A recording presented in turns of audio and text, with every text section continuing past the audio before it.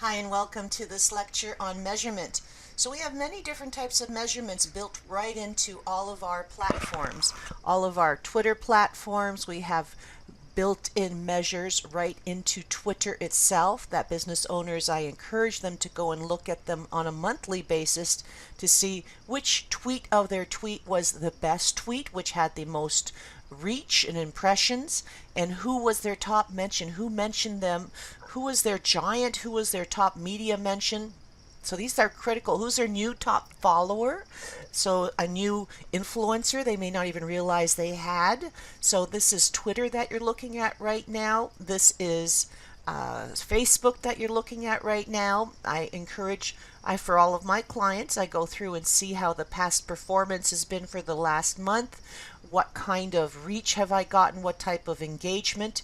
And so we'll be going through these when we're doing each one of the platforms, and it's critical. One of the first things I always do with all of my clients is I put them through something called Grader.com. So Grader.com, so it's website.grader.com, allows a client, so this is a client of mine, where you put in their website, and it's free, website.grader.com, and it tells you how the website's performing, how they are on mobile, how they are on SEO, and how they are on security. So it's pretty amazing, and it tells them also what they can improve on. Now there are more sophisticated tools, but this, as a first glance, is a fabulous tool to see how you're doing. And I know with mine, it's like the, what do they say, the shoemaker's children. I know I can use some improvement. 77 out of 100. It's not bad, but I could be better. But I try to make sure that my clients are as amazing as they can be. So now let's get into this lecture so you know what we're talking about. Okay, measurements. So what we want to talk about today is measurement, and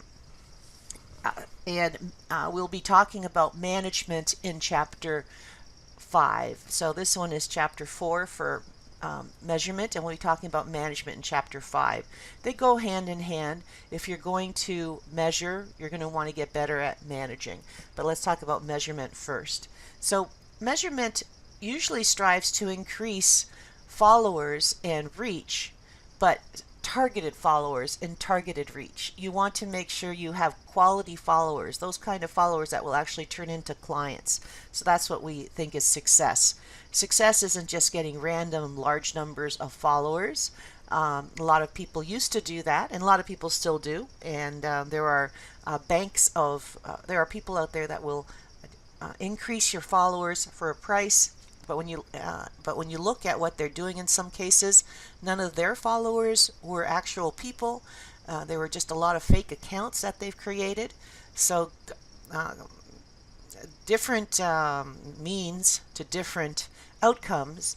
However, you're not really going to make any money from that unless you position yourself as an influencer where people pay you to promote their product. And in those cases, those people who are paying people to promote their product, they're actually getting smart enough to realize if the person has real followers or not.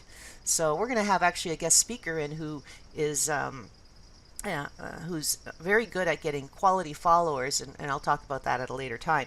Anyways, so some of the measurements when we interviewed people as to find out what did they really want. We interviewed a number of people in one of our last classes actually at Trent, and they said the majority do both measure, like what do they actually measure? What do they actually measure? And so the majority said they measure both strive to increase the number of their followers. Majority do both measure and strive to increase the number of their followers. So they try to increase the number of their followers. Many track the number of times their tweets have been tweeted and retweeted and mentioned. So how many times they've been mentioned and retweeted. They track the number of Facebook, it's called reach now. Twitter, it's called impressions. And feedback isn't what it's called anymore on Facebook. It's called engagement and reach. I should just correct this since I'm here. So it's called reach and engagement. I'll show you. So when I go to Facebook, which is this one, you'll see there's reach and engagement at the top of the column of where you can see how your posts are doing. So those are the two. And under engagement, what you're looking at are these, which is kind of cool. You're looking to see under engagement, reactions, comments, and shares, posts hidden, hides all posts, reports post as a spam, so you can actually measure that, and engagement rate. So if I click on this, there are actually some people who have hidden the posts, and you'll find that in most cases. If I click on post reactions, there were 3 people that hid this post, but there were 94 people that actually engaged with it, that clicked on it, and 20 people that had reactions. So you really want to take that with a grain of salt as to who hides the posts, because that will happen on every kind of post. But that's what the real terms are for Facebook now. So let me just get back to this. And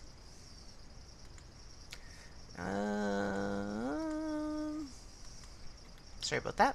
So some are starting to measure in their specific campaigns and posts the desired behavior. So what do I mean by that? Call to action. So remember, we talked about call to action in the last couple of lectures, and they're important. So you need to think about, what's my call to action in this post? What do I want them to click on? Am I looking for an email? Do I want them to watch the video? What's my call to action? Do I want them to buy something? So with one of my clients, I don't have their measurement up right now, we actually measure the number of incoming links from Facebook on a monthly basis, and then the number of people, we go to Google Analytics to see the number of people from Facebook that bought tickets to their events, because they hold about 5 times. They hold about 35 events every month. So we try to make sure that when we're doing a campaign on Facebook, it results in sales. So, and they sell online. So that's a perfect client. We can actually follow it through. Sometimes it's not as straightforward, like knock on wood, they don't sell online. It's in their retail store that people have to come, and I happened to be there yesterday, and it was nice to be working there. I was taking a lot of pictures, and I heard people saying, oh, I saw this one on Facebook, and I heard people at the cash register saying that the only reason we came in today to buy this was because we saw it on Facebook. So there it's completely, you're seeing your posts, and then you're seeing that article or product is selling more because people have seen it and they're coming in specifically for it. So that's pretty cool.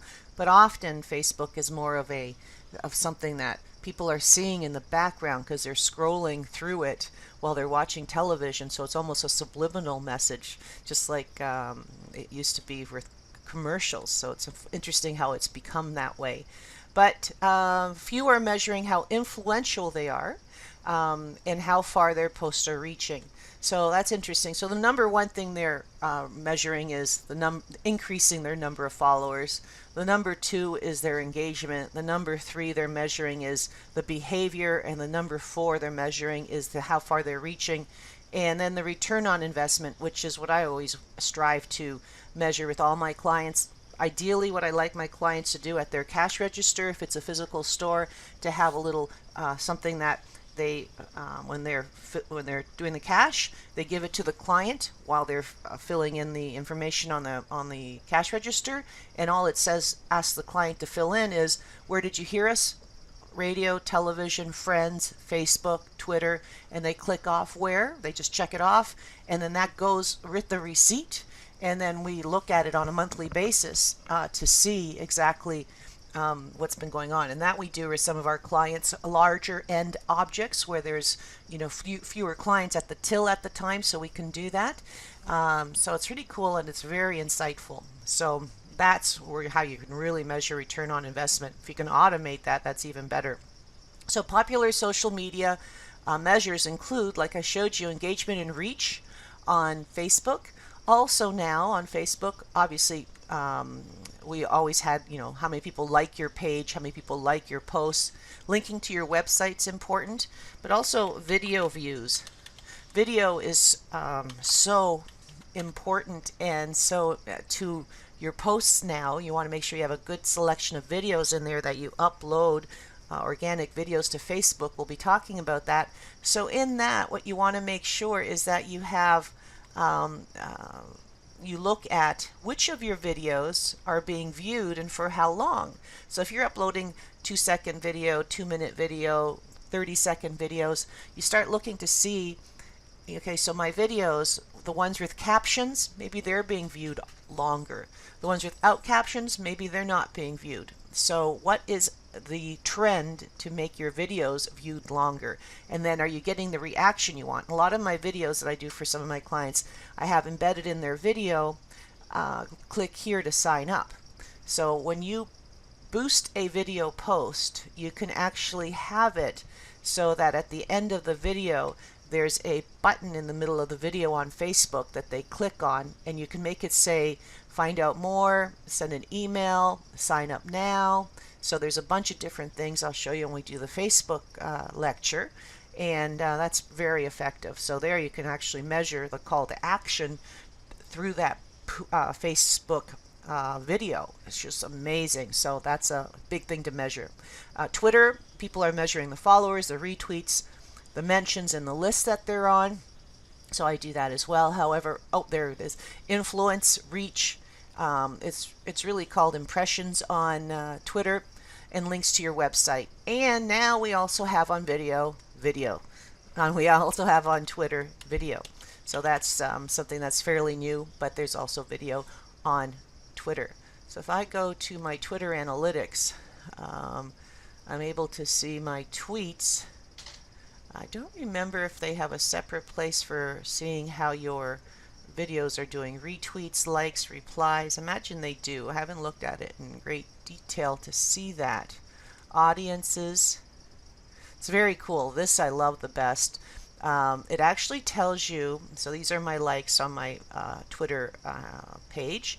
It tells me what my audience is interested in. Whoa, is that ever cool, right? Why is that important? Well, most of my audience is interested in movie news, business news, technology. So I could make sure that when I'm posting that maybe I give my examples in the area of movies. So people, because they're more interested in that. So my audience is more interested in buying premium brands. So that tells me something, tells me about what carrier they're on. So it's very cool. Also tells me how much money my audience makes. So that's very cool. What percentage? They're pretty well to 13, 11, and 10%. So it's interesting. Their household income, the highest is between 150,000 to 200,000. So I do deal with many business owners, but it is all over the place, isn't it? Male and female, I have 60% female, 40% males. So it's very cool. So there's so much you can see. And then events, I don't have, oh, I see I forgot about this. Yeah, I'll be talking about this actually. My head was in measures, but I'll be sharing this with you when we do the Twitter lecture. This is actually how you, what's trending event-wise, and how you might become a part of it. But we'll talk about this when we do Twitter, because you basically can create, there's hashtags for every event, and if you want to be part of it, you want to kind of think forward, look at this, and figure how can I be part of Valentine's Day and use the right hashtags. Anyways, I digress. So let me just get back to this. So LinkedIn, there's LinkedIn measures as well. When you go to your LinkedIn business page, I can actually see every single post that I do, what the engagement level has been on it. It's going to give me a very similar report that I see on my post report from Facebook. But as a human, as yourselves on LinkedIn, you can see your own connections, your influence, links to your website, which is pretty cool. Then you create a business page. That's where you can actually get reports on how your posts are doing. So for yourself, you can see how many connections you have and your influence, but you can't measure your posts for yourself. But with the company page, it gives you insights on your posts, which is pretty cool. YouTube is going to let you, has a few types of measures. Number of viewers and channel subscribers, so that's pretty important. So you go to YouTube, it'll give you a report of a bar chart or graphs showing your viewers and your subscriptions. So, and then website traffic. So there's something called Google Analytics, which is huge. Google Analytics talks to you about How many incoming visitors are you having? Do they bounce or do they stay on your website? What pages do they go to? What's their behavior on your site? Which platforms, where did they come from? Did they come to your website directly, or did they come from Facebook, or did they come from Google? So it's a very important tool. So, and then ROI, and that's what I like to measure on all of them. At the end of the day, I want to see what turned into sales, and maybe did I have to do some sort of contest, and every time I do that contest, my sales increase? Did I end up having I found when I do a video of myself talking about some of my services, giving out some free information, because my services is the knowledge. So if I'm giving out some free content in the way of webinars or in the way of videos, and then I find my sales increase. So it's not because I've only put out the one post that says, these are my services, click here to find out more. If I do just that, not much happens. But if I've put out content sharing the fact that I've actually, here's some information on on how to create your business social media policy. Here's some tips. Well, and I was doing that last week for a client, so I put out some tips. Well, about 2 days after I did that, I started getting a couple of calls from new clients now who wanted me to come in and help them with their social media policy. So I was giving out free tips. I wasn't saying hire me to be your social media policy person. I was just giving out free tips. So the ROI doesn't come only by talking about what you do. It comes about giving out some sort of you give and you get, and that's how it really works. So that's why whenever time I say what is your what's your digital marketing social solution, what's your solution for these businesses, you got to think about, okay, what can they do to gain trust? That's the solution I'm looking for, and we're hoping it's going to turn into an ROI of sales of some sort. So, or whatever their purpose is when they come in to see us. So social media measures and goals. The objective of measures is to be able to test your online post effectiveness against your goals. So you're really trying to make sure everything we did in the strategy session, now you're going to measure to make sure this is the point number 5 or 9, depending on which book you have, is to measure. This one is all about that bubble. How do you measure? So you test, measure, and do it again. So that's why I always say you want to do it once a month. Look at your measures, and you said, oh, geez, this post really sucked. I don't want to do that one again. Call to action. You need to have call to actions in order to be able to measure. Did they actually, buy this? Did they actually look at the video? Did they actually comment on which one of my new products they like better? And then conversion rate is used to calculate the conversion, compare total of people who visited your website to the number of people who performed one of your call to actions. So that's the conversion rate, and Google Analytics actually gives you your conversion rate as well.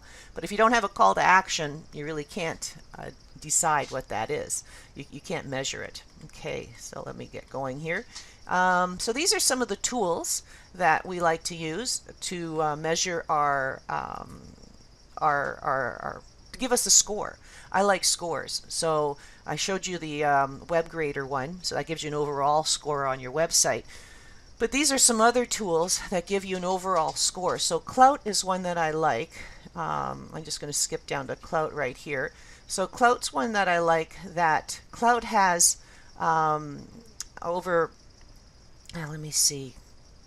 Clout database measures over a whole bunch of 4 million Twitter profiles to analyze 2.5 billion relationships, more than 250 million pieces of content during a 24-hour period. And so the number for your Clout is out of 100. So out of 100, so 50 is a pretty good Clout. That's how I judge if somebody is an influencer or not. So if I go to my profile, what I've embedded in my Twitter profile is a Clout, something I've put in my, oh gosh, what's it called? But anyways, when I scroll down, I can see everybody's Clout. Or can I? Where the heck is the Clout gone? Okay, I've changed something and I don't see it.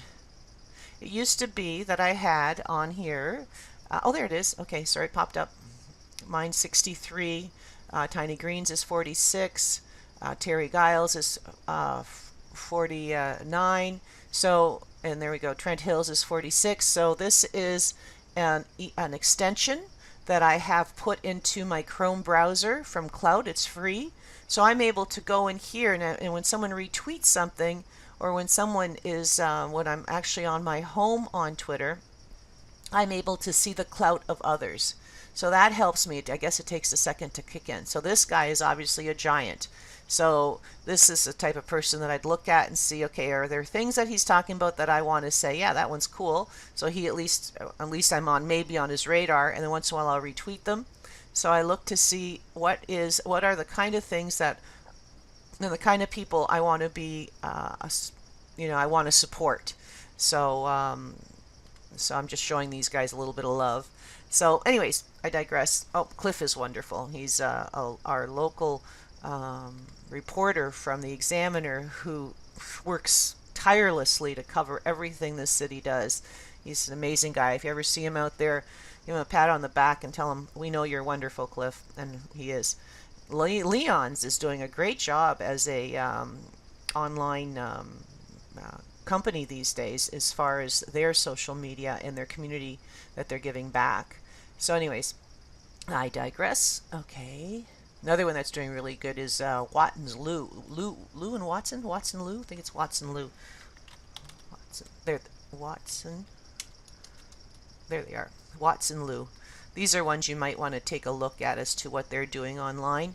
They're doing a fantastic job of personalizing their story as well as getting the community involved. And so where am I seeing their personalization here? I'm not. That's interesting. Here's a little bit. Actually, it must be mostly on Instagram. On Instagram, you'll see all sorts of boomerangs. You'll see their personality coming through. This is their shop. Anyways, I digress. We will look at good solutions at a later time. But, okay. Okay, let's get back to our PowerPoint. So this is what Clout is, and Clout is out of 100. You'll want to know that, and Clout is one that is good. What I like to do with my clients when I first take them over, I see what their Clout is, and my objective is to increase their Clout. Google Analytics is what I look at next to see their incoming traffic and see how we can improve it.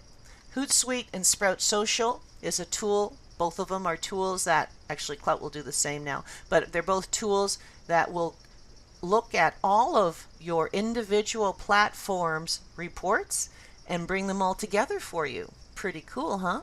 So, but they cost some money. Sprout Social and Hootsuite, they do add up. They range from $30 to $60 to $200 a month, depending on the features and the reports you want. And they're very powerful. So my larger clients all use Sprout Social or Hootsuite. My small clients all use Clout and Google Analytics because they're free. And then each platform, of course, has insights built into them, including Instagram. So when you join Instagram, you always join it as a profile, but you can convert your profile to a business Instagram page. You still log in with the same email. It's just now an Instagram business page where you can add your phone number and you can add your location if you have a location. You can add your website to it. You can also promote your Instagram posts, but it gives you insights most importantly. So that's really cool. So Google Analytics, this is what it looks like. We're not going to get into too much detail here. I'd rather you look at the video tutorials on the Google Analytics, but it shows you month over month, day over day, what your incoming traffic is, where it's coming from globally, which platforms it's coming from, exactly what's going on each page. So that's one thing you need to understand. There's some Google Analytics platform tutorials you can take a look at as well. Google Analytics, and then we talked about Clout already. So Clout, as I said, your score objective is 100, but Clout will actually, it gives you your true influence, which is your true reach. How much of your influence, how much you influence them. So how much you influence them, they call that amplification, can't even say that, and your influential, and how influential they are. So what they look at, I'll just simplify that for you. What they look at is how important are your followers. So if you have a whole bunch of people that have just started their accounts, or people that don't have very much engaging conversation going on, so you could have thousands of followers but nothing's going on, or your thousands of followers don't have very many followers, that's not going to increase your clout. However, if you have a few followers who have thousands and thousands of followers and they retweet your stuff, your clout goes up. So it's really a matter, it looks at the value of your followers, their influence your followers have, and the engagement they have with you. So that's pretty cool. What I like about Clout as well is when you first log on to Clout, it will tell you what you are known for, which is really important. It's another reason why I always start with Clout with my clients.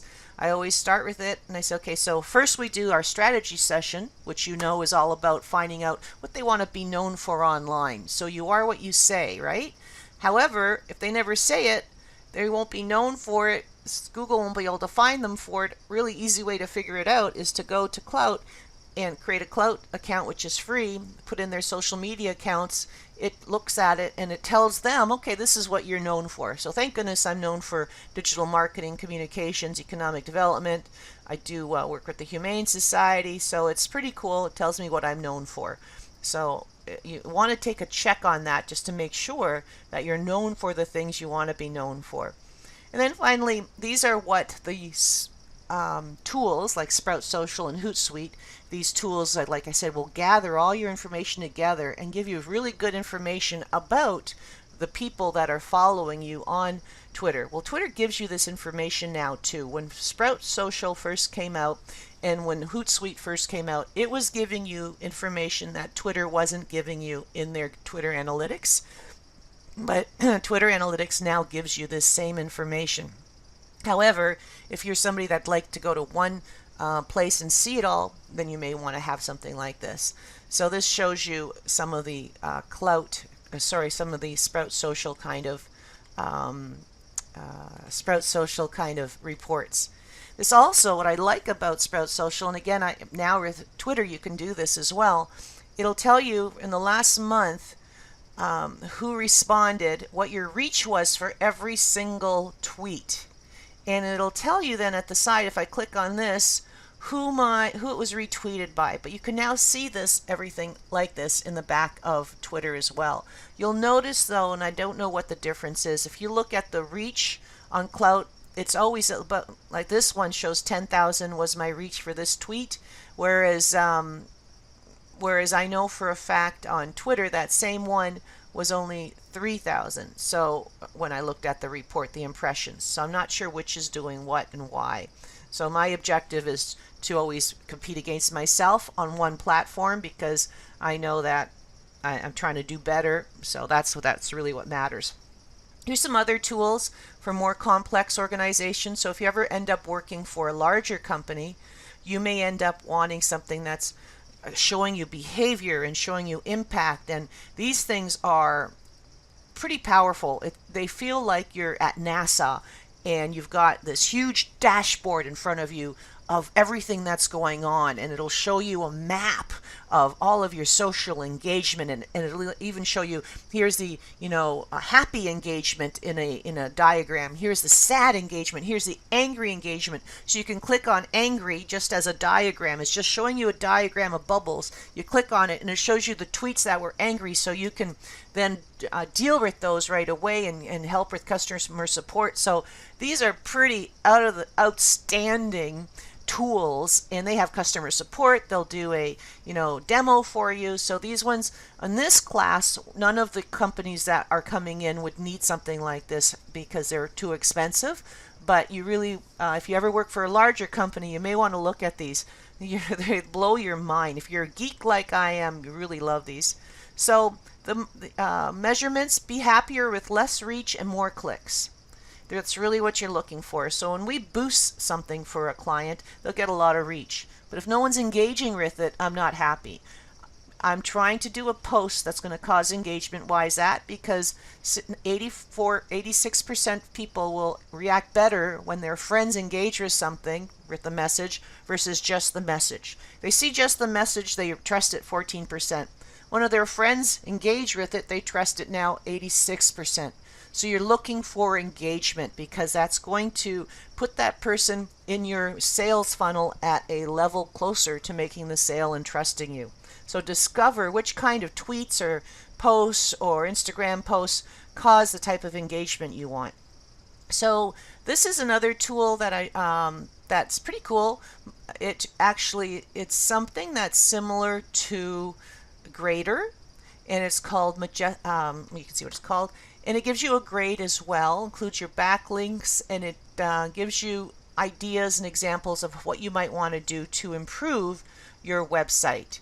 And then again, another one is google.com webmasters. So that one is an excellent one to help you improve your SEO and optimize your website's SEO. So that's a big one for your clients if you're ever going to get into that world. Your Google webmastertools.com, and then the marketing dot, I thought it was grader.marketing. Let's just go look. Websitegrader.com is what it is a tool that I really like. That's the one I showed you up front when we first started. So interesting. I wonder if that's another one. Oh, it's the same company. This one actually will give you more information than just your website. I do recall. Sorry about that. Yeah, this one is going to give you more information than just your website. And I suggest you come back and look at these every 6 months is what we do with our clients. So measure only a handful of things and make sure those things are going to make a difference in your company. Because that's what it's all about. You're trying to do something that's going to make a difference in your company. You're not just measuring to measure. You want to make sure, like if you're going to measure reach and you're obsessed with reach and none of that turns into a sale, you're not doing your company any justice or any you're going to be out of a job. Bottom line is you're going to get fired because you're measuring something and it's not making a difference to saving that company and growing that company. So everything you do, you want to make sure it's something that's just not cool, but it's going to grow that company. And these measurement tools can help you do that. Okay, so now I'm going to go on to the management chapter. So this is the management chapter. Keep calm, stay organized. And there are, so this is chapter 5 for the management chapter. So I always say stay sane, because too many businesses that I work with end up saying, I don't want to get into social media because I'm just too busy. Well, how can you be too busy when they say that 87% of consumers say that the posts made by companies on social media influence their purchasing decision? And what I can add to that, 86% of them trust it even more when their clients engage with it. So knowing that, how do you not have time to be on social media? And it's just because they don't know how to manage it. So the last chapter, chapter 4, we talked about managing it. So this is chapter 4, we talked about measuring it. So chapter 5, we're talking about managing it. So there's something new that's not in the this textbook. It actually used to be. I don't know why I took it out. I put it back in. So I've put it back into this textbook. And it's all about how do you manage your social media activity in a company. Do you manage it in a central location, or do you manage it where everyone can post and everyone has access? So that's what this talks about. This is a central location where one person posts, no one else has access.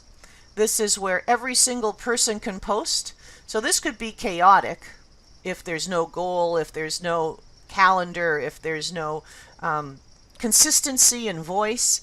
So this is the one I like the best personally, where there's one central person that understands what the voice is, understands what the goals are, and they train people all around the company to have access, to understand what they should be posting. And how do they understand what they should be posting? It's what they're an expert on. And they understand the calendar for the overall company, and they know when they should be posting and what they should be posting about, how they should be posting. Then that one person looks at the measures and then they share the measures with everybody. So that to me is my favorite. Most people don't do that. Most people will do the command and control. What happens there sometimes, though, is that the one person might not be in tune with what everyone else is doing. So you'll find when we do the roles and responsibilities chapter, we're going to talk that one central person is called the social media coordinator. And those people that give that coordinator content, say this should be posted, this should be posted. Here's the photo I took last night of this event we were at, and here's what I think you might want to say about it. They're called contributors.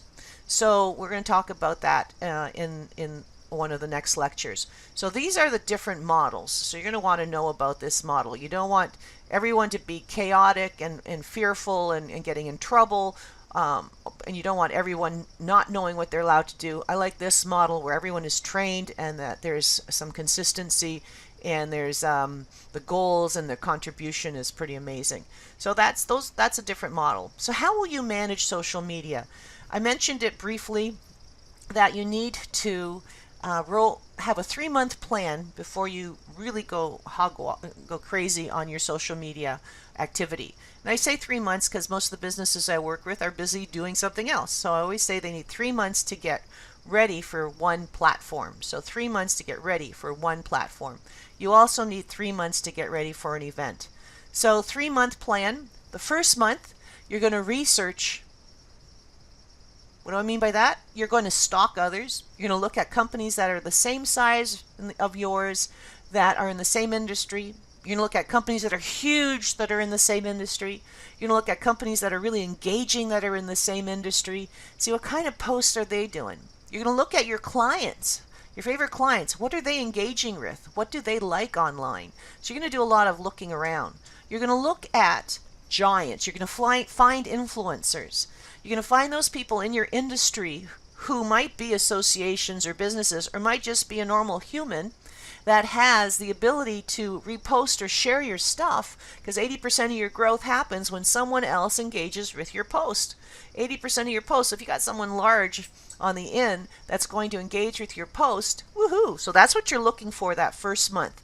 So take a look at that. I've got a lot more written on that in the textbook. And then month 2, what you're doing is you're setting up your profiles. You're making sure your branding matches.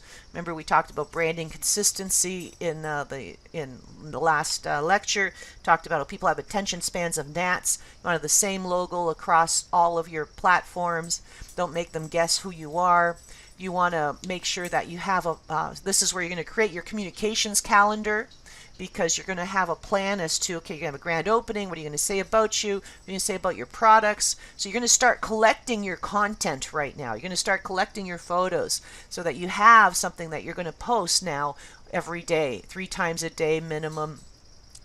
Minimum 3 times a week to maximum 3 times a day.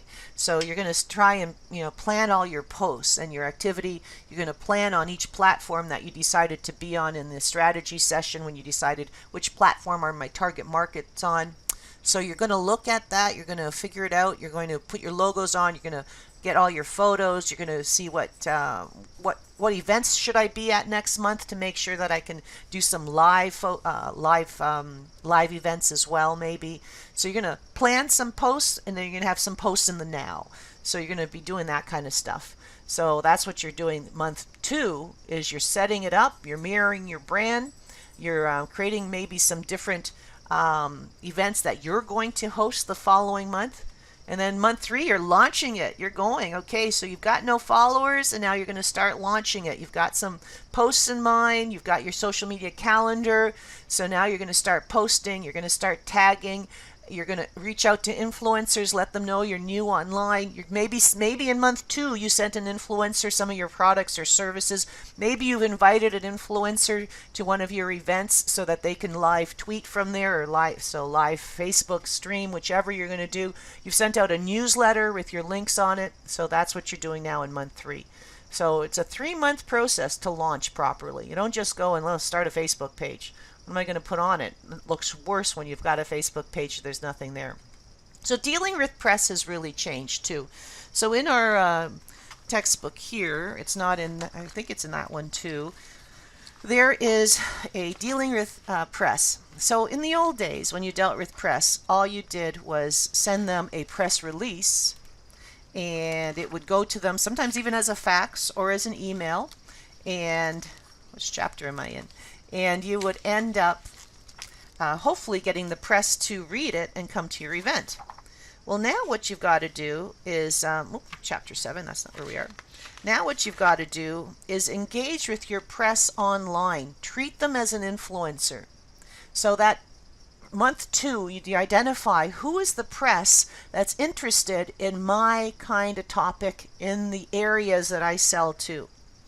Start following them, start liking them. Maybe let them know that you're going to do a launch and invite them to a launch. Maybe send them your product. A lot of people I work with will take press, cookies and ice cream and stuff like that, so that they get to know them. So you deal with your press. They're very important. So event and press best practices.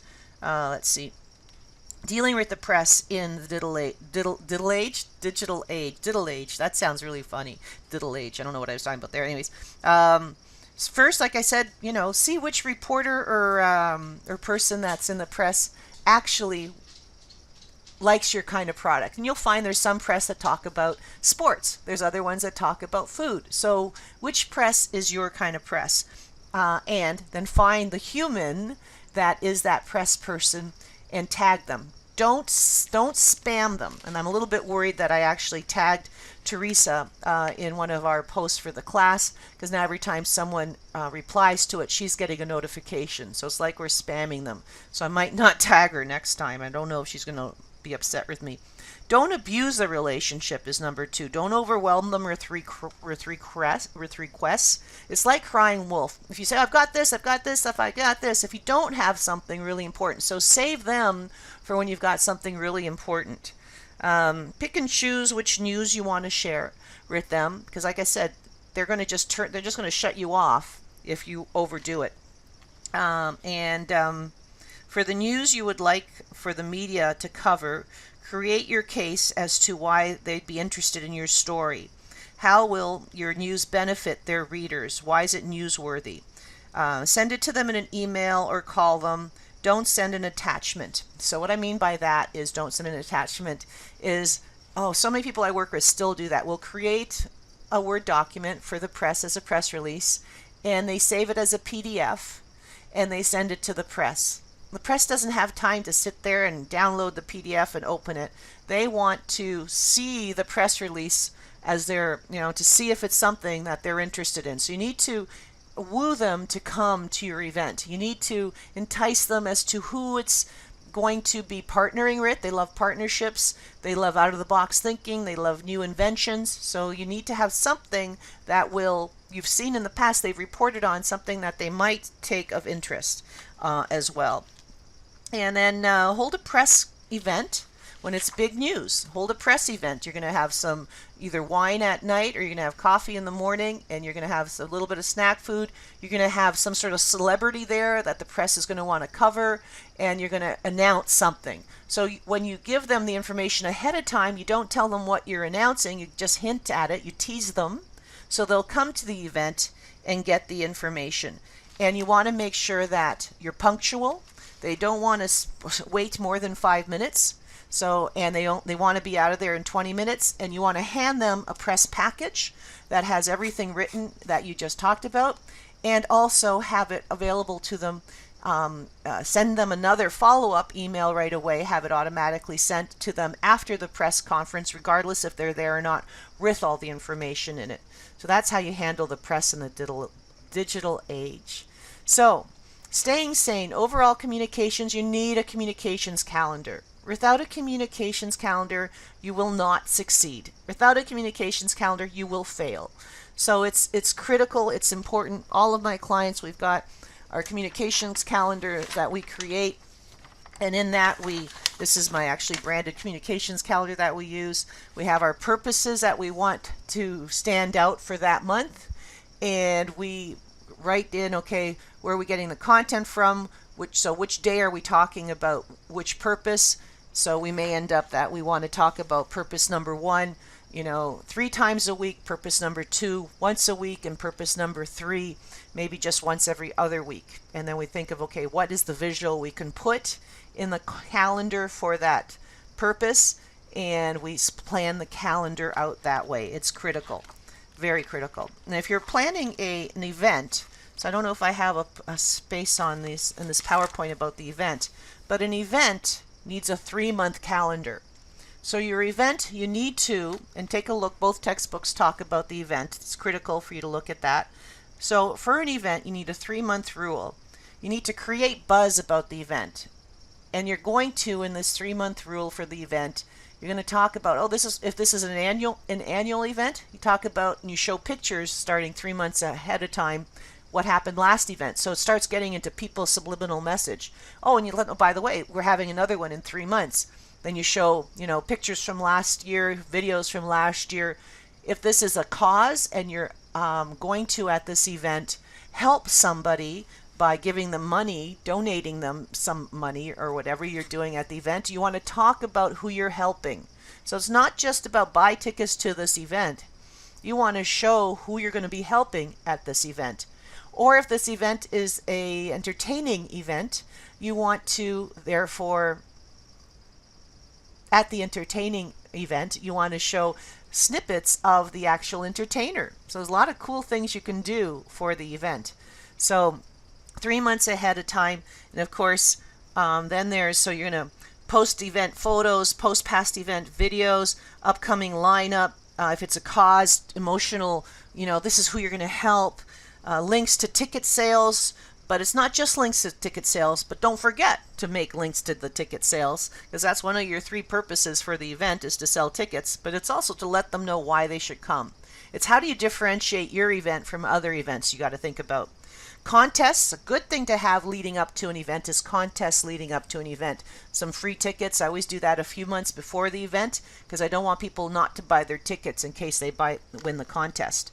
So posting then the day of the event. Oh, VIP seats is a great thing to give away for the event. So even if it's not, or just special treatment, have people buy tickets for the event anyways, but people who have bought tickets, somebody from them are going to be chosen to have backstage passes. So that's a cool way to do it. So you got to think about ways to get them to buy tickets and do a contest to get buzz going. So that's really cool. Have a hashtag for the event, just for the event. So everything you post starting 3 months before, or use the hashtag you did from the year before, have a unique hashtag just for that event. So you got to search that hashtag, make sure no one else is using it, create a unique hashtag, and then use that in everything. So then the day of the event, you're going to encourage people to use that hashtag, and that way you're going to have all sorts of content from people that are there that you can retweet, that you can share, because it'll be easy to find it. So that's really, really critical, is to have the hashtag. So then the day of the event, post behind the scenes preparing for the event. Headliners as they arrive to come to the event, get some of the live streaming of who's here. Reminder of last ticket sales, last ticket sales, last minute ticket sales. Don't forget to tell people what time the event starts. If there's parking is messed up, tell them about that, where they should park. And again, listen for the hashtag as people are getting ready for the event and retweet that or share that. So that's really cool. And don't forget to tell those people who are participating in the event what your hashtag is. I've been to so many events where I'll ask the organizer, so what's your hashtag? I'm setting up my booth. I want to, post. Oh, I don't know. I don't know. No one ever told us. So tell every freaking person what your hashtag is so everyone uses it. And then what I do is I always have it flashing on screens as to what the hashtag is. And I love having live, I love having an area where anyone that's mentioned the event with the hashtag, their tweets go up. So it really, or their Instagram posts go up. So it's really engaging and it gets people involved and a lot of buzz online about the event. And then what to do after the event. During the event, you're going to do welcome videos during the event. You're going to do photos during the event. You're going to announce contests during the event, which is really cool. So, and have that contest be people taking pictures at the event, and then someone gets maybe something, a prize every hour during the event. So keep the buzz going during the event. And then after the event, and I don't think I have that here, but after the event, you want to summarize after the event with more photos and then the buzz. And so you do all that. Now you got all this content that you can use at next year's event. So pretty cool. But staying sane with the with the calendar, like I said, you need your calendar. You need to know who's going to post. You need to know what topic are they posting on, how often they'll post, and how they're going to measure effectiveness. So this is if you're the coordinator and you're training people in other departments to post. This is what I did with this one resort. The chef posted about one topic, and we knew how often he was going to post because they were trying to get more people in for lunch. So we decided he was going to post at 10 o'clock every morning what he was doing. Then we had a wedding center at this resort. So they were going to post live from the weddings they had permission from, setting up and during. So that was cool. So we had our Saturdays and Sundays covered. And then we also had an area which was corporate training. So they were going to post as to the type of corporate training they would do, and we agreed that they were going to do that on Tuesdays. So we had it covered for content and how they were going to post. They were going to measure success on the corporate training if they increased sales to corporate training and people talked about the kind of corporate training they wanted, and if it reflected what they posted, we knew it was successful. So that's about it, I think. Staying sane, it's not about it. So there are tools to help you stay sane. What do I mean by that? There are tools like Sprout Social and Hootsuite that I mentioned before. Also, Clout does it now, and there's Buffer and there's TweetDeck. They allow you to post from one location to each of Twitter, Instagram, LinkedIn, and Facebook, and allow you to future post. So it's a tremendous way to manage your time. So that's why I'm calling it social media management tools. So this is something you want to look at, depending if you're working for a larger company. There's some things I don't like. They don't allow you to upload native video. So when you upload a video through Hootsuite to Facebook, it's still hosted in Hootsuite with a link. So it doesn't play automatically. So we'll talk about that when we talk about Facebook as to why that's not a good thing. So another thing that these tools really allow you to do, which is really good, is listen. So you can listen for your hashtag on these tools, and you can have one column that's just showing you everyone that's mentioned that hashtag from all of your different platforms. Cool, eh? You can have another column. Maybe you want some sort of search algorithm, and it's giving you a column of that search algorithm, and maybe it's a certain topic, maybe you're saying and a certain handle. So if on this course you could have a column that's got our hashtag hashtag Sophie Digital Marketing and ampersand Sophie and Drail. So you're only going to see those things that I'm posting about that has this hashtag in it. Or maybe it's a certain city, or maybe, so you can have, it's a very cool way of listening and staying sane and being customer service related. Future posts, they all look like this. You put in your message, you attach a photo to it if you want to, and you decide the time and the date, and you post it, and it cues the post. Now you can do this on Facebook. You can future post on Facebook. You cannot future post. You can't go to Twitter and future post, can't go to Instagram and future post, you can't go to LinkedIn and future post, but you can future post to them from Sprout Social, Hootsuite, or LinkedIn, or Clout, or Buffer. Okay, so that's it for the staying sane.